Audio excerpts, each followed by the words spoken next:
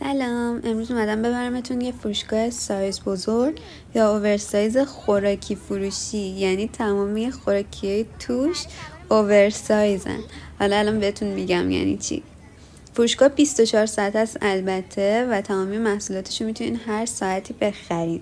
نسبت به دست من شما ابعادشو نگاه کنین. چیپس لیز مورد علاقم و منم که ذوق زده ترین بودم. قد دوستم 174 البته. از شلوغی فروشگاه هم هرچی بگم کم گفتم. خیلی ولی واقعا فروشگاه قشنگ و جالبی بود.